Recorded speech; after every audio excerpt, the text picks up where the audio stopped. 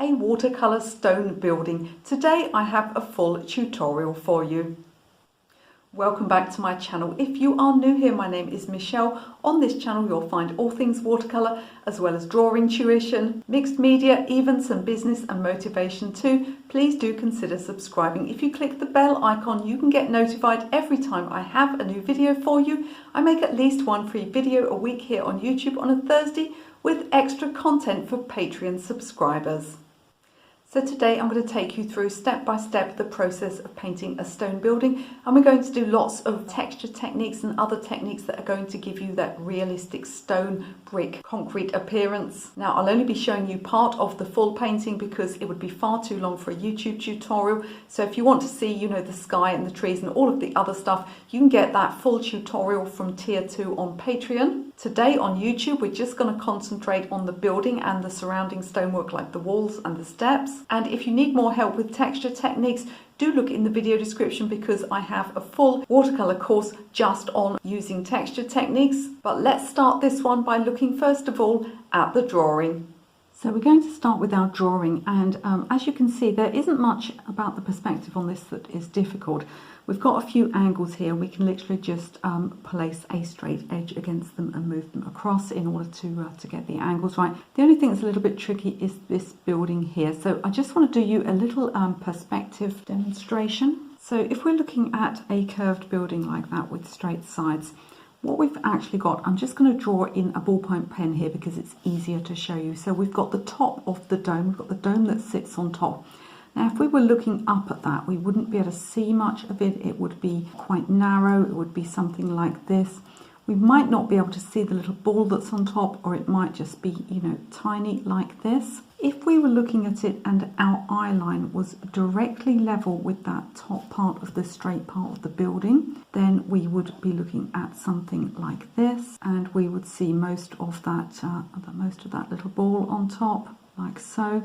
If we were looking down at it, we would see it as much more curved, much more like this, and perhaps we would see all of that central bit, and then if there were lines coming out, we would have something like this going on, and you can imagine here as well, we have lines coming out.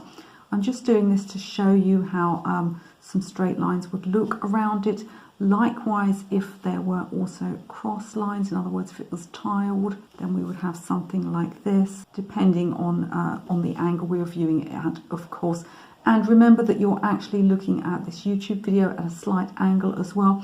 I know some of you ask me frequently to face my camera directly downwards. It's not as easy as it sounds. There are various technical issues. And with a camera that faces directly downwards, I am in danger of putting my head in front of the lens all the time. So there's no easy answer. So I apologise if you have difficulties with viewing. I'm going to show you now what the straight part of the building looks like. So let's carry on with these drawings here. So here we're looking up at this building. And so any lines that go round it will go upwards, and they would actually increase in the amount of curvature the higher above our eye line it was. This one here, if we imagine our eye line is level with here, that means we're looking up here, so these lines curve up, and then as we look down, then we would start to get some downward curving here. And again, let's fit this little one in the middle here. If we were looking down at this, again we would get downward curving lines, and they would curve more downwards the lower below our eye line. So you can see the way the lines go is affected by where our eye line is. So at the point where the eye line becomes level, then you'll get straight. So if we look at this building here, we've got lines that curve this way.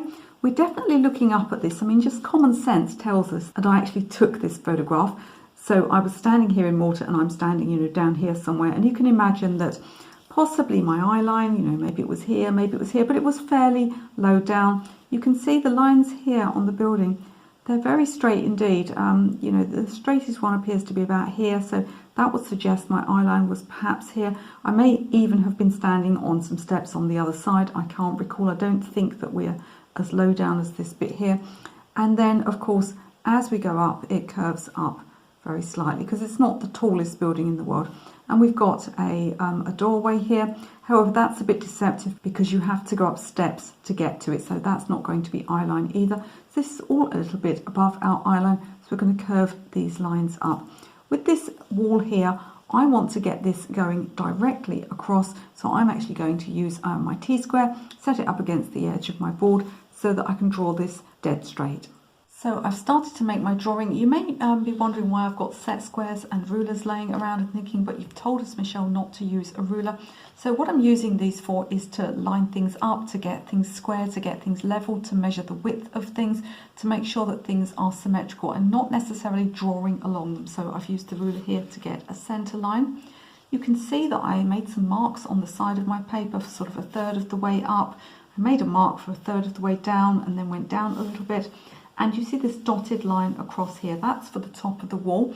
Now there's a good reason why I made it a dotted line and didn't just draw straight along the ruler, and that's because I need it to look hand drawn. So this is a great trick if you need a line that looks hand drawn, that you want everything to be perfectly straight and perfectly square. By having a central guideline through the centre of this building here, I can check the width is even. I've gone outwards slightly towards the base because something that happens with tall buildings is they slope in a little bit as you look up. That's called three-point perspective. You don't need to do that. If you're worried about that, you could just keep these sides straight here. It wouldn't notice because this building isn't so tall that you would get very noticeable coming together and converging of the sidelines. But if you want to, you can just take those side bits in a little bit. It'll just help a bit. So I'm getting all the other lines in now. Again, that central guideline will help me to place the door in the middle here and make sure that it's the same width either side of the centre. And it will also make sure that everything along that centre line, including this ball on the top, lines up exactly in the middle. For things like this angle here, I can just use my pencil to see what those angles are like. It's important if you do this that you line up your photograph either with the side or the bottom or the top, it doesn't matter where. Excuse the fly. So I can line up against the edge of the paper there, and I can use my pencil then to check angles and just to bring them across. Of course, it's not an exact measurement, but you'll find by you putting a straight line like this, make sure you've got a long pencil, not one of those stubby little ones you've been using for 3 years. You'll be able to see the angle very clearly. If you use a short thing to measure it with, you don't see the angle very well. So I'm going to use the pencil and also some measurements, and as I said, those guidelines, just to get these things in the right place, but I will not be grabbing a ruler and going straight the way along. Another thing I've got here, which I use to get the wall level, is my trusty T-square. So I can put that against the edge of my drawing board if I want, for instance, a horizon line to be completely straight, or in this case, the top of the wall. As I said, I'll just make little marks and little dots. I won't draw along it in one go.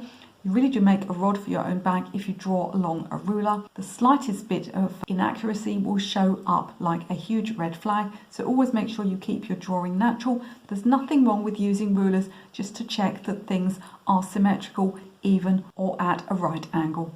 So that's as much drawing as I'm going to do at this stage. For the larger picture itself, I'll be putting the trees in as well, but for the stonework, which we're doing in this video, that's as much drawing as I'm going to do. Now, if you're saying to yourself, oh, Michele, I need the full drawing, I need the full tutorial for this, it would just make the YouTube video too long. I have found time and time again that videos where I do full long tutorials on YouTube just do incredibly badly and harm my channel. So if you want the full tutorial, including the drawing for the whole of this painting, you'll have to pop over and join my Patreon community. You can get extra videos there from as little as $15 a month. But for concentrating on the stonework in this video, I am going to draw the individual stones on, but I'm going to do it later on. And this is a mistake people often make, is doing too much drawing in the beginning. If I drew all those little individual stones on right now, what would happen is I just trap all that pencil, all that graphite would get trapped under the paint. It's much better for me to do the underwashes first and then draw the detail in later on if I need to. So this building is quite yellow in colour, so it's really important that we don't get it wrong and end up with it looking like some kind of banana building. So let's look next at colour mixing. So let's swatch the colours I've decided to use for this tutorial. You can see that the building is very yellow, but it'd be too easy to make it look sort of banana-like, so you want to avoid things like lemon and cadmium. If possible, you want to avoid yellow ochre unless you have a very clean, bright one. It can be a little bit granular. I've got a couple of yellows here. So I've got this one here, which is Diarylide yellow.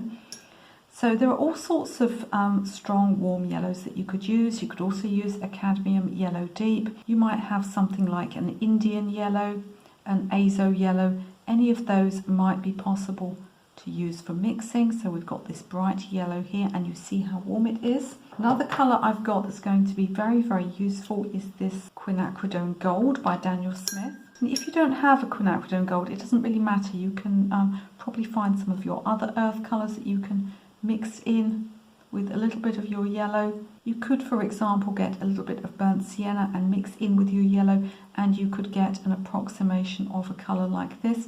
Another colour you may have is raw sienna. That would be very useful as well. The next colour I have is Davy's Grey. If you're wondering why these are handwritten, it's because they're manufacturer's samples, and this one is in one of my paint sets. So I had a sample of it. So this Davy's Grey is a much less used grey than Paynes Grey. It's quite opaque, and you can see it's quite light and quite greenish. I think it's going to be just perfect for the roof of our building. But don't worry if you haven't got this colour. You can mix a nice warm grey just from something like cerulean, a rose and a lemon yellow. You'll be able to mix those colours together and get yourself a nice grey. I'm going to use this colour. This is Talens Rembrandt Raw Umber. So Raw Umber is a very light, quite a weak brown. It's not too warm, it's not reddish, but it has a slight warmth to it. So Raw Umber is a really useful colour. If you don't have this colour, then you could look at something like a Mars brown, watered down, something like that. Just see what other browns you have.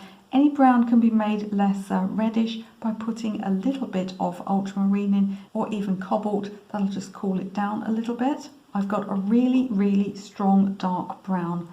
So this is Winter Bark, and this is from my shadow set of watercolours. Your closest colour to this would probably be sepia.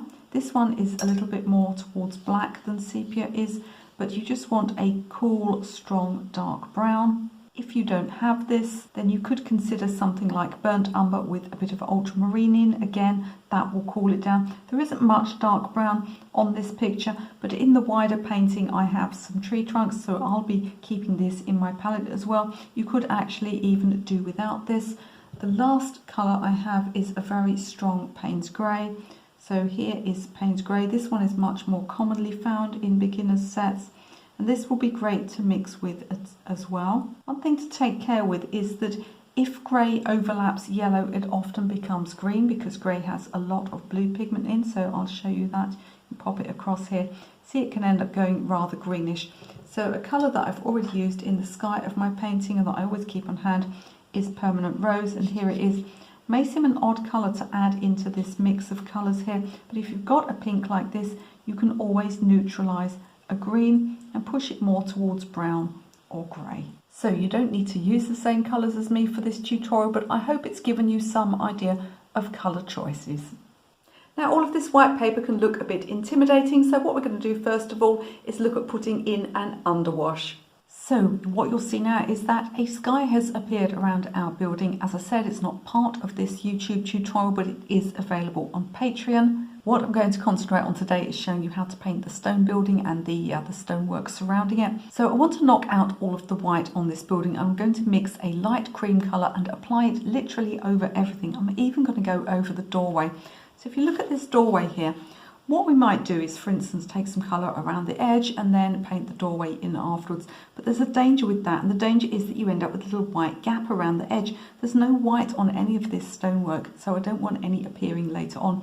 So what I'm going to do is get my neutral light colour and knock out all of the white, so that I don't have to worry about white gaps peeking through things later on. I'm going to mix a colour up. Although I've got the neutrals that I showed you just now, I'm actually going to mix this colour from scratch. And I'm going to mix it from the Diarylide yellow. I'm going to put a little bit of the blue in that I used in the sky, which is Phthalo blue.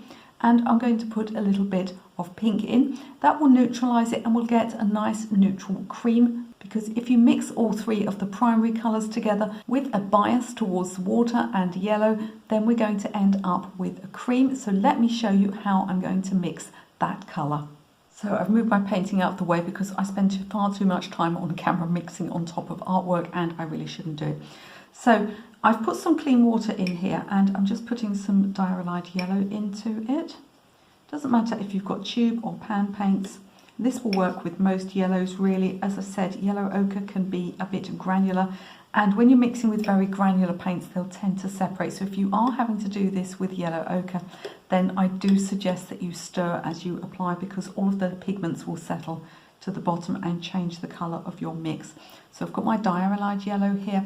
What I'm going to do is just grab some Phthalo blue and put that in. Of course it goes green, of course it will, but let's not panic, because now we're going to put some permanent rose in. And I'm going to keep adding the permanent rose until that green disappears. And you want to do this a little bit at a time. You'll be amazed how different it looks here to how it looks on the paper, because it's majority water. So let's try this one out, see how it looks. I have no idea if it's correct or not. Well, it's not bad. To me, it's a little bit too yellow, which means I need to cool it down, which means more blue. However, that also means that I'll need to add more pink in order to prevent it from going green. So let's put a bit more blue in, and this will cool the mix down, but it'll also turn it green. So now we go in with pink. And of course the same works if you've got a ready mixed violet. You could try using that as well. It's a little bit more accurate to do it with the blue and the pink separately, because if you use a ready mixed violet, you have no control over the proportion of blue and red in your mix. When you're doing this, you need to use a pink rather than a red, because with a red you'll end up with very brownish colours. So let's have a look at that. It's a little bit closer to what I want. I'm not at all unhappy with that. I think I'm just going to cool it down a tiny bit more, because it would always be possible to sort of warm it up a bit later on, but it's going to be quite hard to get it back to that pale neutral if we need to. Not bad. Again, a little bit on the greenish side. Let's put some more pink in and see what happens. And we'll go more blue. So I'm just going to keep adjusting and adjusting until I get this colour how I want it. You can see by the amount of splatters here, it's a good job I moved my painting. That's looking more like I want it, but it still looks a little bit green. I don't know if you can see on camera, but it does still look a little bit green. So again, I'm going more blue and a lot more pink, and we're starting to get what I want. I think it's veered a little bit away from the yellow, so I'm going to go in with more yellow. So you see that this is just about keeping on adjusting until you get the right shade. I may need more water in as well, because it's looking a little bit dark to me. Now it will dry a lot lighter, so sometimes if you're uncertain how it will dry, it's sometimes a good idea to place it on your paper and allow it to dry, especially with colours with a lot of water in like this.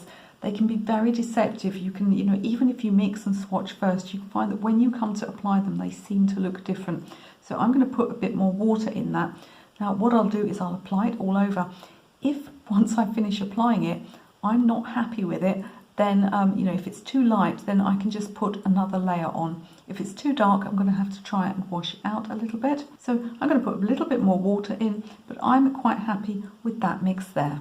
So I've got my colour here, and I've also got my palette next to me. What I'm going to do is put little bits of other colours in as I'm applying. Now technically this colour wants to go under everything, so it wants to go right across the building and the wall and the stonework in front.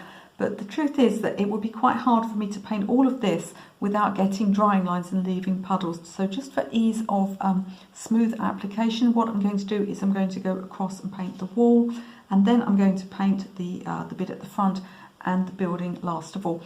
I'll need to let it dry in between painting the wall and the other two bits. So that's why I'm starting in the middle here. If I started at the top, I'd have to let it dry again, put the front one in. So technically this colour could go across everything in one go, but practically speaking, it's going to be difficult to do that without getting bits of it drying and then putting wet paint next to it and making a big mess. And although I want some colour variation, I don't really want too many drying lines. However, if you're a beginner, don't panic too much about that, because if there's any subject where you can get away with drying lines, it certainly is stonework. So I'm going to start applying here and working down. Be careful to move your paintbrush slowly. When you've got a lot of water in a mix, it's very prone to splattering and dripping. So I'm going to apply like this. And then just in places, because this is a fairly dark colour, I'm perhaps going to put some clean water. Maybe I'm going to put a little bit of yellow in and just get a bit of variation going on like this and coming down. Maybe I'll put a little bit of pink in. You know, these tiny amounts can just add a little bit of variation to your mix so that it doesn't look like flat colour, because right from the beginning here we want to be adding as much colour variation and as little flat colour as possible. As I dip back into my original mix, I'm stirring, so like this, and it is a good idea to work fairly close to your work like this. Certainly don't pick up paint and come across, for instance, your sky, because if you get a big drip in your sky, it's going to be a problem. If you get a drip in the wall, no one's ever going to notice. So I'm going to come across like this and keep adding in little bits of other colours. Let's put a tiny bit of the phthalo in, and I mean a tiny bit because it's a really strong colour. And you see how we're getting a variation there. And again, let's come across here, put a bit of clean water in. I don't want that to go too dark there. And I'm just going to continue painting across until I've done all of the wall, and then I'm going to let it dry. So I painted my wall and I let it dry, and then I painted the area down the bottom here. You can see that I'm having a mind to where the light areas are. So if we look at the top part of the building here and this bit of wall here, you know, these are quite light areas.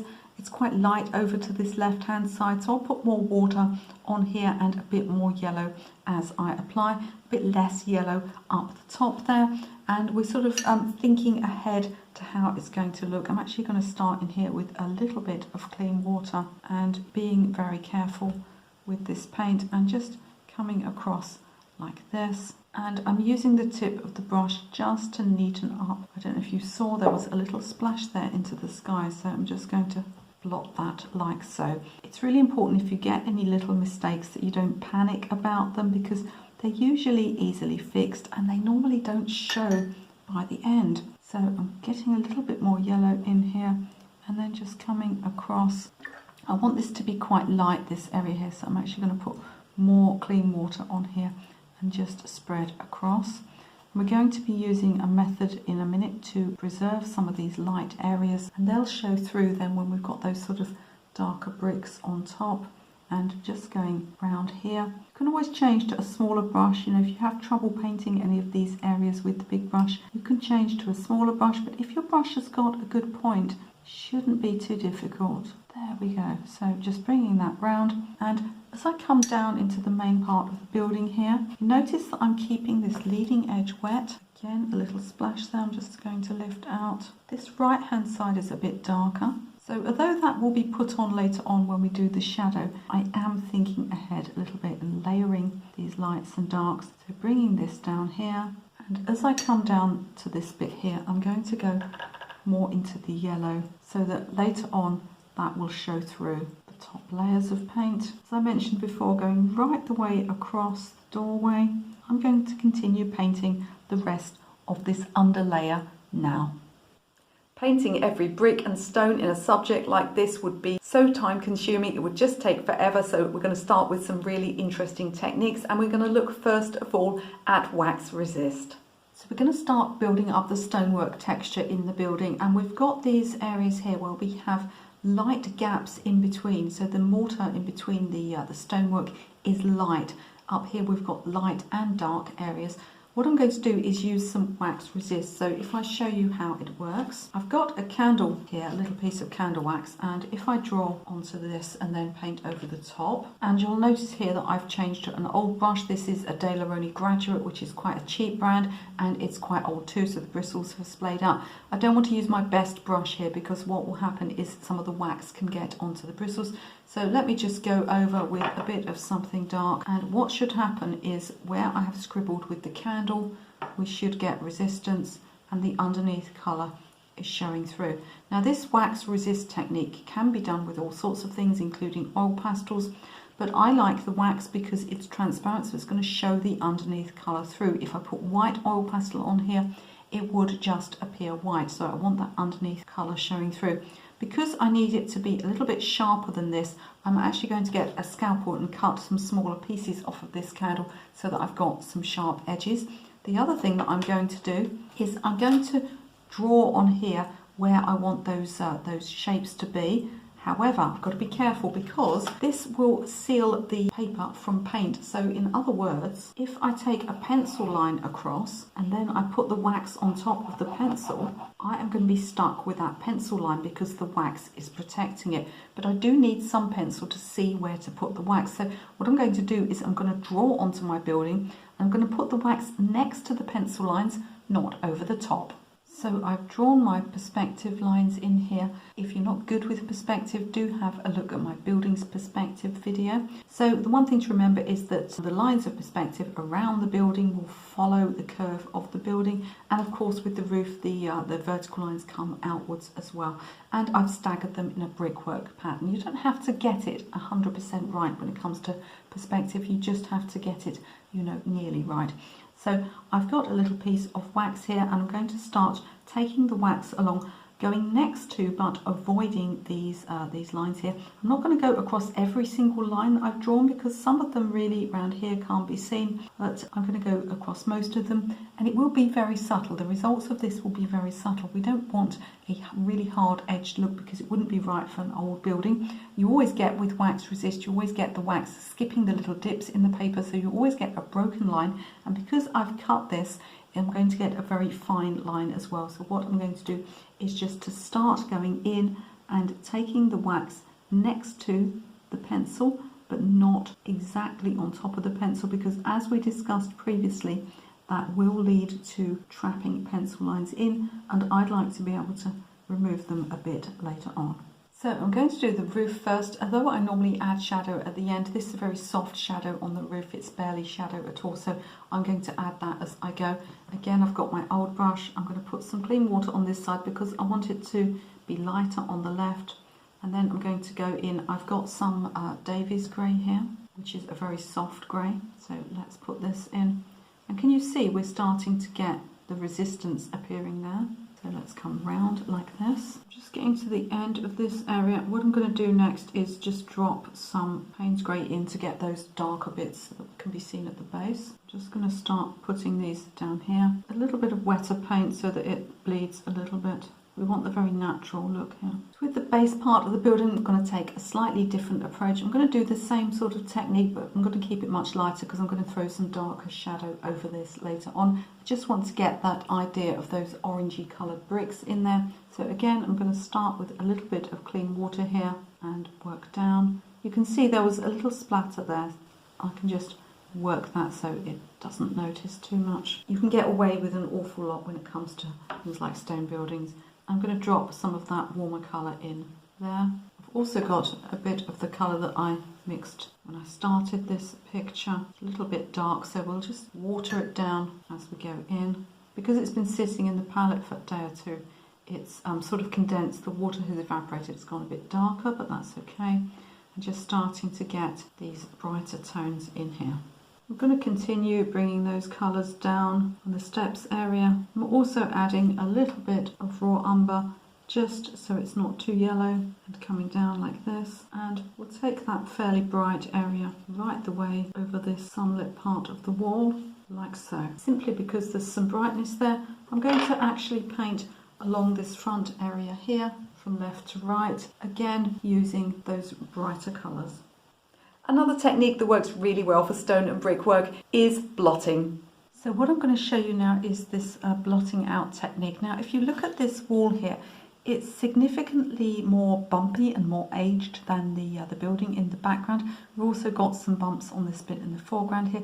So what I want to do is to get more of a flaky sort of mottled effect, and I'm going to do this by going in and blotting. So I've got some paper towel here and I'm going to scrunch it up, and it's important that it's not too neat and that you get lots of little sharp edges on it like this.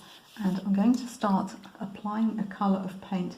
And again, I've got the colour I mixed previously, but it's just been kind of almost left over the weekend. So I'm going to start with this and just see what else I need to drop in. And I'll continue just like before to drop sort of wet into wet in. So we'll go in with some of the other colours I'm using. So I've got a bit of Diarylide yellow here. And as I apply, whilst the paint is still wet, what I'm going to do is blot like this. And you see that you end up with these sort of hard edges, and you can almost work back in places as well. This is going to give a sort of a flaky effect. I can, even if I want to, put blue in here or a bit of pink and just start getting more of a flaky feel to this wall. I'm not going to allow it to go too dark because I still have layers to put on top. Now, if you've watched my other videos, you'll know I'm a big fan of watercolour pencils, particularly when used in a mixed media way. They're great for getting lines between stonework and cracks, things like that. I'm going to show you how to use them next. So what I'm doing here is, whilst this is still wet, whilst I'm still putting this layer of colour on and blotting, I'm going to work in with watercolour pencils. So I'm coming down like this. I've got a couple of different colours here. The reason I'm working into wet paint is because it just allows a bit more of the colour to release. It's going to have another layer on anyway when we come to do the shadow, so it doesn't matter if it is going partially on dry paper. And I'm just coming across like this and combining that blotting uneven technique with applying the watercolour pencil to get this idea of brickwork going on here. And I'm using the original photograph so that I can get an idea of how the brickwork goes. Just going to come across and spread a bit with that colour, change the colour a little bit there. Important not to let these little areas dry on the edge here because it might give rather an uncomfortable effect, although you probably would get away with it being a wall and us working up in various layers. You'd probably get away with that. So you see that I'm placing these straight into the wet and semi-wet paint, and it's helping them to release a little bit more pigment.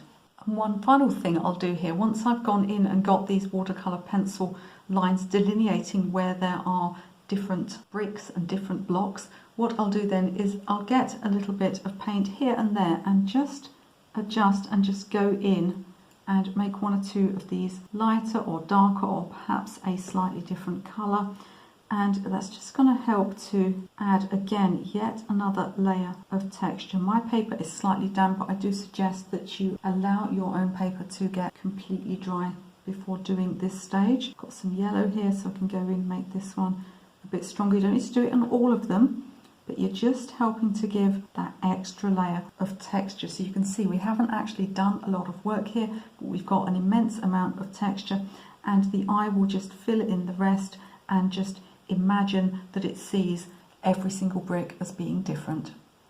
With bright sunshine comes strong, hard-edged shadows. It's really important to get these right. It's a delicate balance to walk. Let me show you how to put the shadows onto your building. So let's look at mixing up a colour for these shadows. Now later on in this full painting I'll be using a colour of mine from my shadow set, which is a dark brown, and that one's called Winter Bark. So of course I could just grab that and put that on as a shadow, but I don't think that would look very realistic. It's going to be great for the tree trunks, but I need the building to be, I need the shadow to be made up of the colours that I've already used in the painting and particularly on the building. So I'm going to start with the Diarylide yellow. I've actually just started by putting a ton of water in here. I'm not going to mess around. I'm going to need a lot of shadow colour, and I want it to be consistent. I mean, this may be overkill, it's probably a bit too much in here, but I want it to be consistent across the whole of the building. So I don't want to run out and be remixing. One of the things that goes wrong with mixing shadow colours is you just end up with everything looking sort of bitty and far too many layers and far too many edges. Now what you get with bright sunshine is you get strong, hard-edged shadows. It's about the only time you do get them. So I'm mixing from colours that I've already used. So I've got the Diarylide yellow from the building. I'm putting in blue from the sky because it's a strong staining colour. I've used raw umber in the building, I've used Davy's grey, but they're just not strong enough colours to make a strong shadow. We need that staining colour. The bristles are falling out of this brush. I'm using a very old cheap brush to mix with rather than messing up my best watercolour brushes, but it's a new one and is shedding somewhat. Now you might think I'm going crazy here, I'm mixing dark green. But what I'm going to do when I've got that dark enough is I'm going to start neutralising it by adding pink. I'm being very careful here. I'm going to turn the camera off in a moment and stop mixing on top of my painting, which I don't suggest you do. So I'm putting that colour in there, and eventually I'll start making a neutral. Now I can push it as far towards grey or towards brown as I want. The more blue I put in the mix, the more grey it's going to go, and the more red and yellow I put in the mix, the more brown it's going to go. So I'll bring you back in a second and we'll see which colour I've ended up with. So at this point, if you've saved your little scrap paper where you were testing out colours early on, this is a great time to be using this to try out. I've had a lot of trouble with this brush. I was fully aware that it's a cheap brush and that I was just using it for mixing, but all of the hair's falling out. So what I'm going to do, I've put a lot more colour in here. It just wasn't strong enough. Of course, by putting lots more blue in, I needed to put lots more yellow in as well, and a bit more of the pink. I think I've got the colour right now, but all the bristles have fallen out the brush. So what I'm going to do is just tip this very gently into another pot, so that the bristles, if they've fallen out, will be at the bottom of this one. There's a few in my palette, but I'll just rinse those off in a moment. So I've got my finished colour mixed up and I'm going to swatch it here. I did end up putting a lot more paint in, a lot more blue, it just wasn't going dark enough, and also a lot more yellow, balancing out with a bit of pink. Really important that I don't allow it to go green, but of course if I put too much of the other colours in, then I lose the warmth of the colour. I'm quite happy with this colour. What I'm going to do now is work into the painting in different areas. I'm not going to allow any backgrounds to happen, so I won't be working next to areas that I've already got shadow on. I'm going to put this shadow in quite cleanly. We're going to see if there's a hard edge or a soft edge on each part of it, and if there is, we'll add clean water. If not, we'll be working onto dry paper. If we do add clean water, we'll only be doing it along the edge. I won't be pre-wetting the surface because that just dilutes the colour, and we want this shadow to be nice and strong and to layer over the top of the underneath stonework. So let's start with something easy. Let's start with this little circle on the top of the building. I'm going to put some clean water on here because we've got sort of a faded edge to this shadow, and I'm going to dip in. It's quite important to stir your paint here because it can separate. When you've mixed up this much water, your paint can easily separate. So I'm going to come along here like this. If it starts to bleed too much, then I'll lift out with a drier brush, and coming along here, I've got tissue paper here if I need to dry my brush, and I can just start to manipulate that colour. It looks way too strong, but you have to hold your nerve with watercolour and understand that it's going to dry about 50% lighter. So we can go in like this. I'm just going to bring that around there because I don't believe I got the angle on that right when I was drawing it. It should be sort of pretty symmetrical with the other side. Then I'm going to take this colour across here and go around to the edge. And you'll see the paper's dry, so it won't bleed outwards. We'll get a nice hard edge on this side. And then I'm just going to clean and dry my brush. And just going to use a damp brush just to lift out a bit more of a highlight and soften that edge slightly there. And what we're doing is we're just moulding the shape of this circular bit on the top here, like so. So bringing some clean water down this edge here so that I get some softness to the shadow area. The shadow is kind of hard at the top here and it's soft on this side. So I'm being careful not to get a load of clean water in here as well, because if I keep dipping in with a wet paintbrush, you know, with water on, I could just end up diluting the shadow that I've made. So I'm going to come down here, and like I said, this is the part of the painting where you really have to keep your nerve. Often I do this right at the end, but I do want, in this case, I do want to get this in before the tree. So I'm going to come around here like so, and you see how we start going on to that clean water there, and I'm going to come along like so and come down here, and we've got a real steep curve on that. It's obviously reflecting something down to the side. I'm not going to let this top edge dry. I'm just going to keep coming round. Let's just touch up that little bit there, a tiny bit, and we'll bring this down here like so, and just keep this top edge moving at the same point so that doesn't get a chance to dry while we finish coming down here. We've got that little highlight on top of the wall, so I'm going to be careful not to paint over that. Although it's pretty much the same colour here as it is on the steps, I'm not going to give myself too much to do in one go. It just gets very panicky and you just sort of start thinking, oh my goodness, I'm trying to paint too much stuff at once. I'm going to bring that edge up there. I'm going over the edge a little bit there. We've got a very dark door to go in there. It's not going to be light like that. It's going to be dark brown, so that doesn't matter. Always ask yourself, you know, if something happens, it's a bit of a mistake, always ask yourself, Is it going to matter by the end of the painting? And if it's not, then just leave it alone. You have got a lot of leeway when you're dealing with stonework, you know, and buildings, especially old buildings like this. There's not too much worry. If you do get some drying lines or, you know, a bit of a strange mark, people can just assume it to be the building itself. And we're going to have some shadow on the top of the dome there as well, but I didn't want to put that on while I've got that little round bit because it's still wet and it will bleed and make strange marks. So it will come down here like this. Just going to continue coming down. So working in these foreground areas here and just having a look at how things are. So this comes forward like this, and it's the lights in this picture that are going to show things up. I have found as I've mixed this shadow, it's a little bit darker than the one in the painting, but we'll just see how it goes. There's always a danger that you're going to sort of slightly cover up everything that you've done previously, but we'll see how it looks. We can always wash the shadow out by putting clean water on, so there's no worry there. So I'm just going to bring this along here, and it does actually come down across the pavement here at the front, so that's why I'm taking an uneven line here, because we haven't just got the things that we can see in the picture, we've got all sorts of other things like trees and things in the way. So I'm going to just take this shadow right the way across here and try and keep this edge wet and just bring it across evenly like so. So let me be honest with you, at this point I'm not happy with this shadow colour. It's come out too dark and it's a bit too on the greenish side. The more water you mix with something, the more you end up with stuff like this, the harder it is to predict how it's going to look on the paper. Sure, you can swatch it, you can even let it dry, but I just find that it's not always predictable and it doesn't always behave the way that the swatch behaves.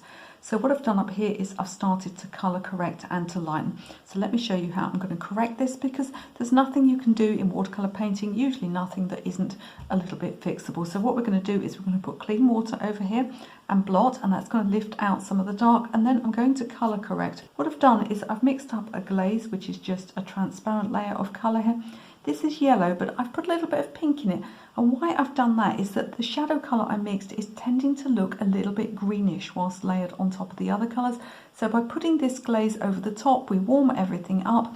We'll lighten things first by putting clean water on and blotting, and then the touch of pink in there will neutralise any green. And I'll be doing that for this foreground here. You can see I've started to do it here as well, because what happened was the shadow colour went so dark that it wasn't even showing up the layers that we put underneath, which was not the intention. So I've got completely clean water here. Really important that the water is completely clean and that you keep rinsing and drying your brush if necessary. So I'm going to start here. I'm going to take water, clean water over the whole area, and I'll agitate a little bit with the brush. Even though it's not a stiff brush, I'll be able to agitate a little bit. I'm not going to agitate too close to that edge, so I want to keep that fairly soft.